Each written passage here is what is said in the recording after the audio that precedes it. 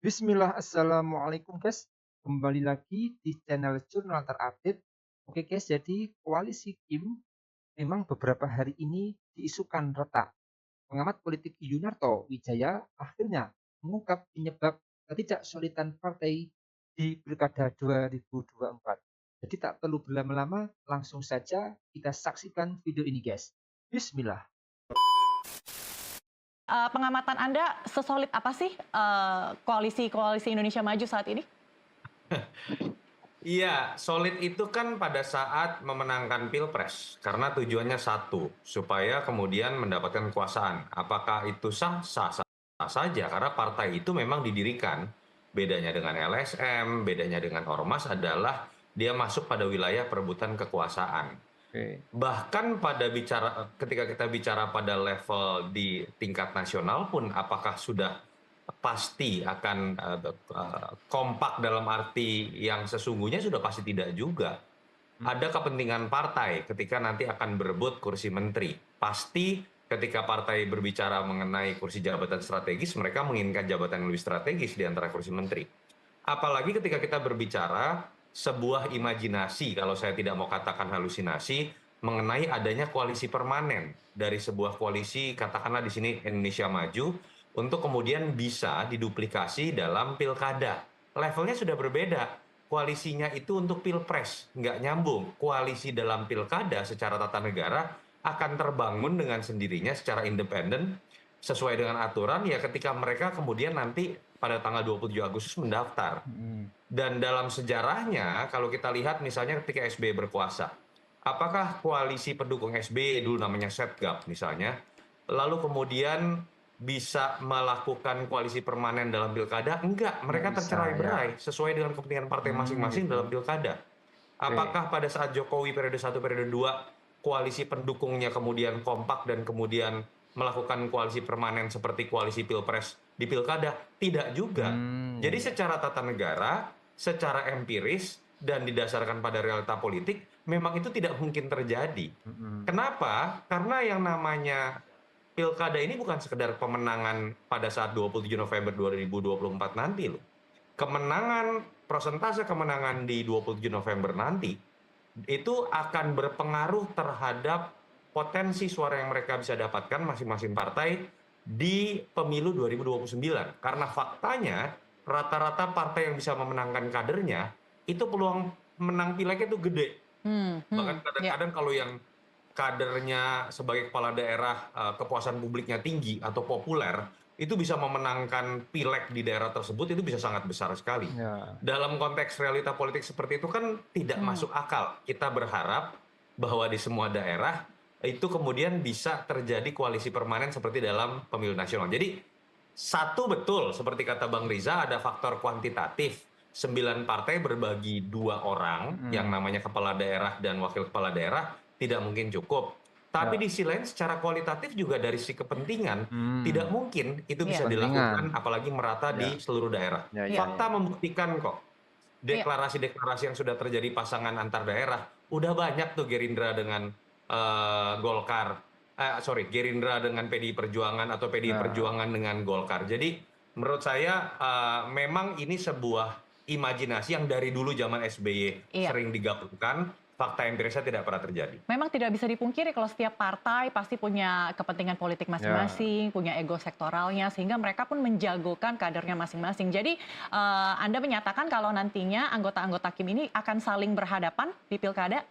Akan banyak sekali. Nggak usah kita berbicara kabupaten kota ya. Kalau kita bicara misalnya di Banten udah clear bahwa antar dua partai terbesar di Kim berhadapan-hadapan. Kalau hanya berbicara misalnya kompak, lalu variabel keduanya apa sih? Biasanya itu tinggal dilihat surveinya siapa yang tinggi. Saat ini survei tertinggi Airin. Tapi kemudian kan Gerindra punya perhitungan yang berbeda. Sehingga muncullah koalisi Banten Maju. Jabar sama. Survei tertinggi siapa? Ridwan Kamil. Tapi apakah kemudian Gerindra akan memajukan Ridwan Kamil? Tidak. Pasti yang didorong adalah Deddy Mulyadi. Kenapa? Suara atau nilai dari elektoral Jabar itu 40 juta loh nanti di 2029. Kan tidak mudah buat Partai Gerindra, partai penguasa, dengan mudahnya memberikan dukungan kepada partai pesaing dalam konteks Pileg 2029 nanti. Negosiasi pasti ada, dan negosiasi kan yang saya pertanyakan adalah apakah hanya terjadi di antara Kim saja? Enggak. Hmm, Kita lihat dengan PKS komunikasi kok Gerindra, mm-mm. dengan PKB komunikasi kok, yang Ya, ya. namanya Golkar, PAN berkomunikasi kok dengan namanya PDI Perjuangan. Bedanya apa dengan Pilkada 2020 sebelum ada Kim? Bedanya apa dengan pemilu 2015 sebelum ada Kim? Artinya memang tidak ada tuh yang namanya koalisi Kim di dalam Pilkada. Mungkin ya Mm-mm. ada beberapa pola yang bisa kita baca, partai-partai di Kim ini bisa cenderung solid. Menurut Hmm, saya ada beberapa prasyarat. Satu mungkin di level pilgub. mm. Karena memang ada kepentingan ketika berbicara presiden, itu kan kepanjangan tangan langsung itu adalah gubernur. Beda dengan Ya. bupati dan wali kota yang memiliki otoritas Daerah. untuk Daerah. otonomi daerah. Mm-mm. Kepanjangan tangan pemerintah pusat namanya gubernur. Ya. Dan tidak banyak lah, tidak 545, hanya ada 38. Sehingga perlu diperhatikan. Tapi harus ada prasyarat kedua. Mungkin Kim akan bisa solid kalau kemudian di situ ada musuh bersama Hmm, contoh yang saya kuat, yang kuat yang gitu guys. notabene tidak berasal dari Kim. Saya sebut Di saja luar Jawa Tengah. Kim lah, Misalnya ketika PDI Perjuangan itu kandang banteng. Banteng. Hmm. Tapi harus ada prasyarat ketiga juga. Mm-mm. Ketika di situ tidak ada kader yang kuat atau menonjol di antara salah satu partai. Mm-mm. Kenapa Jawa Tengah gampang solid? Karena Ahmad Lutfi tidak mencerminkan kader partai tertentu. Ya, ya. Sehingga konflik of interest Independen atau guys. kepentingan ini bisa lebih kecil. Mm-mm. Tidak ada yang ngiri. Atau di Sumatera Utara, betul kader Gerindra, tapi Bobi ini kan bukan dilihat dalam konteks Gerindranya, wong baru pindah juga, tapi dalam kapasitas sebagai mantu dari presiden. Gimana Presiden. nolaknya? Kira-kira seperti itu. Mm-mm.